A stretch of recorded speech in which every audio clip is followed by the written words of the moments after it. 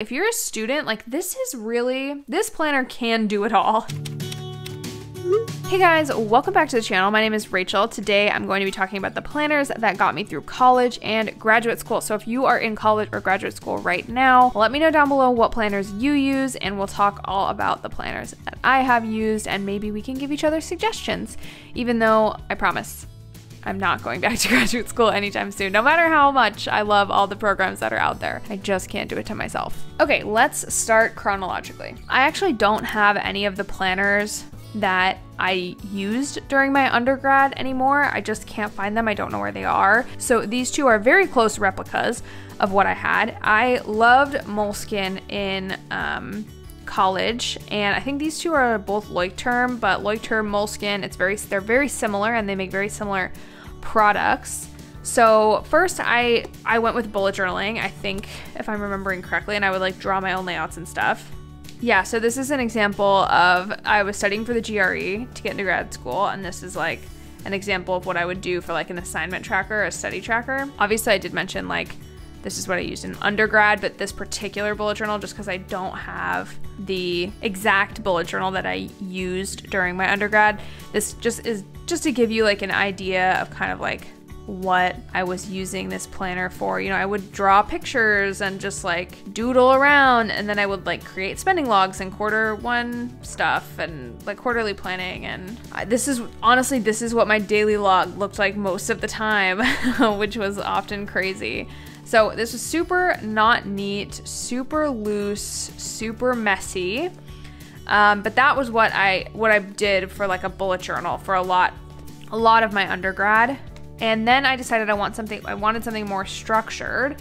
So I moved into a planner like this. So this is actually, like I said, I think it's a Leuchtturm, but it is their yearly planner. And this is the same type of planner that I used during my undergrad, like for most of my undergrad after I was like done with bullet journaling. In the beginning it has, you know, I think it has, yeah, like your months laid out and stuff like that, but I've never really used the monthly section.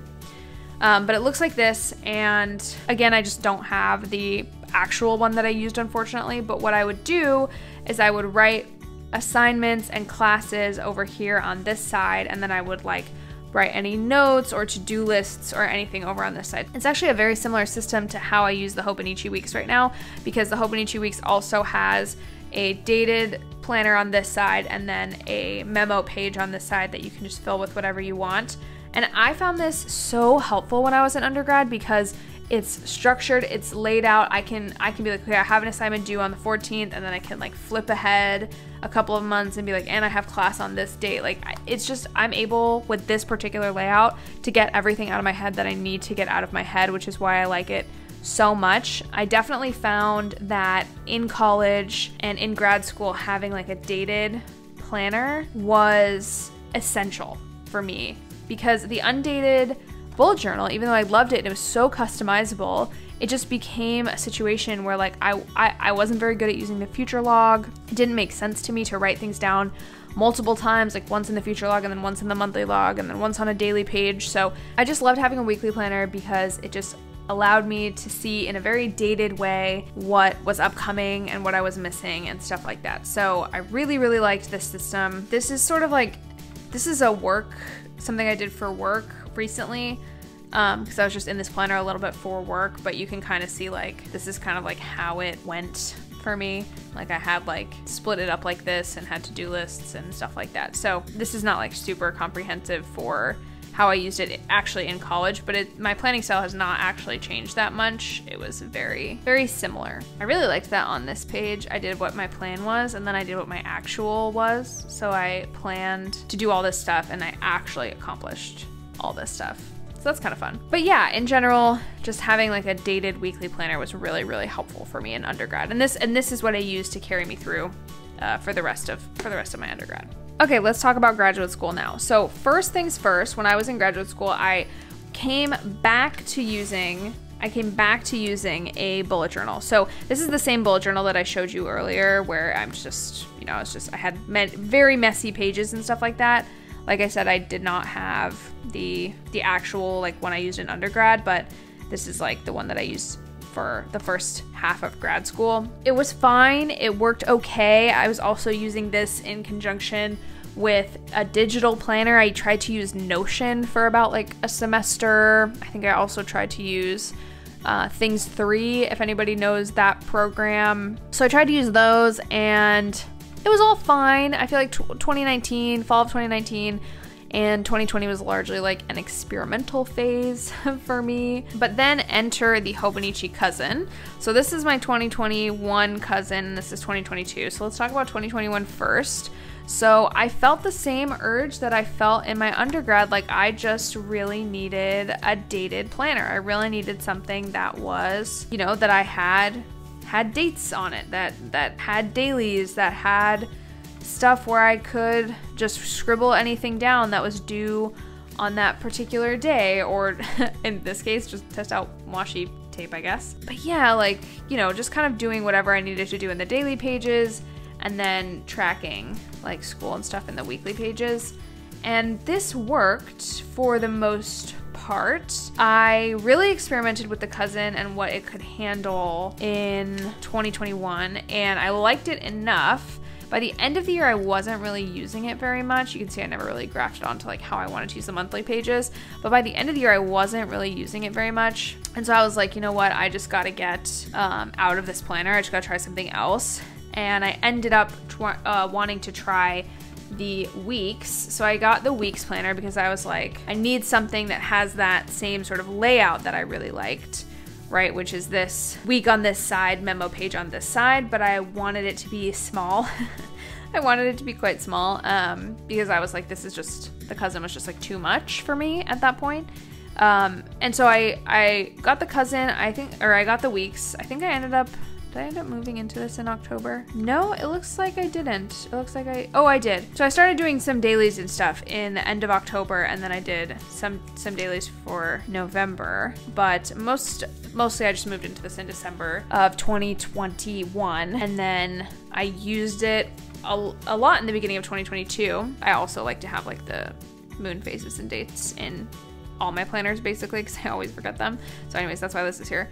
But I was using this like to talk about grad school and also track work and do a bunch of stuff. So I was very pleasantly surprised with how much the Hobonichi weeks can handle.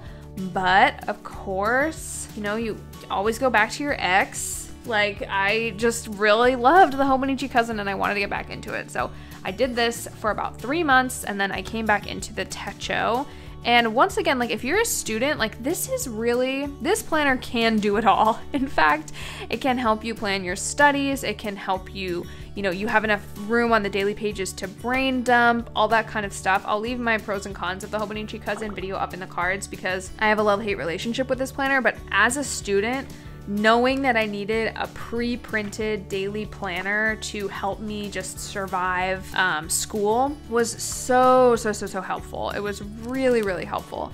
And so actually what I ended up doing when I wanted to move back into this cousin, I tested it out in my old cousin in the like end pages. So I did like the last like month in here, I think. Yeah, so this is actually like March. I did this for like March of 2022 and I just did a bunch of stuff. So this is like part school, part, oh, that's like a budgeting sheet. Part school, part work, part ramblings, whatever. And I used this as a test to be like, do I really want to buy another cousin for 2022? And I decided I did. And then so I did. And so I planned out, you know, stuff for the cousin. I'll leave my like planning my last semester in grad school and the cousin like linked up in the cards as well to give you an idea of like how I actually planned things out in this planner for school and for to finish my graduate degree. But mostly this was just like coming home to a comfortable planner. And the most important part was that it was pre-dated. It was pre-dated. I cannot stress that enough. If you're a student and you're like, do I want to try bullet journaling? I would say just try a pre-dated planner because it's so much easier to work with. Because when you're really busy, you just don't have time to draw spreads. You just simply do not have time. Also, around the time after I got my cousin, I got a full focus planner and I used this to just map out some goals for myself. So this was like stuff that I wanted to work on for my last semester was one of the goals. And, you know, it was fine. I wouldn't say this is like a goal planner is like necessary if you're in school, because the goals are kind of obvious and they are right in front of you, and you'll get a bad grade if you don't do your assignments. So there's a lot of pressure, and you don't need to like add any self-added pressure because the pressure is already there. So I didn't need this for school, but I will say it was very helpful to map out goals that I wanted to do alongside my education, because I had just a ton of ideas. I was starting this YouTube channel in April actually of this year, right around when I got my spring cousin. So I actually have a ton of videos. Well, not a ton. I have like a couple of videos in this planner, and you can find them on my page and stuff. But anyway, so I got this full focus goal planner to sort of like map out like what my other goals besides school were, and it was fine. You know, it worked a little bit. If I ever got this again, I'd probably get the pocket edition to get just like a smaller one. I really did like it for a little while, but it just became clear into my last class, which actually ended up being like my hardest class of my degree. It became clear that I could not pursue other projects while I was finishing my degree. I just needed to push on. And that's when I went back into the weeks, because it is so small and so dedicated. Like you can fit a lot in this little planner, but also it's very, very focused. Like it just keeps you focused. Like the slim nature, the small nature of the planner, you have to write down your priorities. There's no room for fluff. So I really liked that. I ended up taking some notes in the back and just kind of vibing on this for until the end of the summer. And I stayed in this when it got to be this is this week, by the way, but I stayed in this when I got back my time for my graduate degree, I guess. When I got out of my degree, I stayed in this, and I've just been using it for work, and I'll continue to be using it until the end of the year. I love this planner.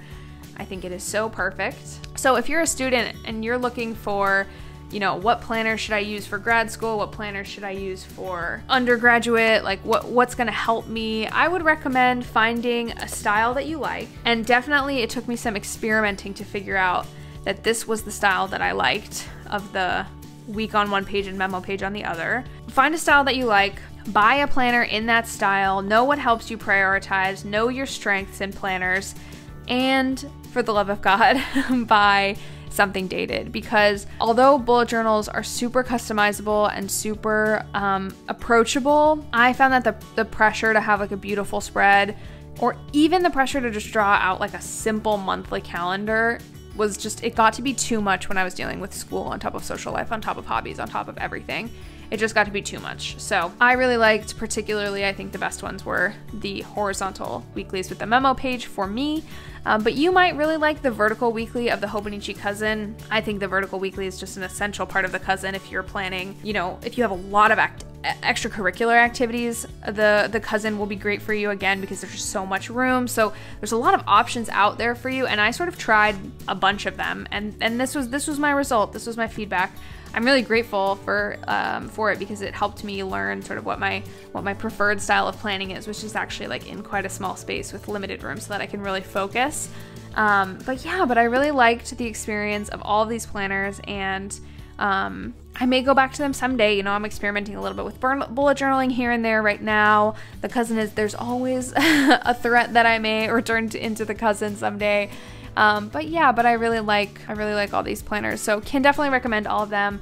Check out my channel for reviews of some of these here and there, and I'll definitely see you guys in the next video. And don't forget to leave a comment and let me know what planners you are using or have used for your education, because I'd really love to know, and I think other students on this channel and beyond would also love to know. Thank you so much for subscribing, for sticking around, for being here, and I will see you guys next time. Bye!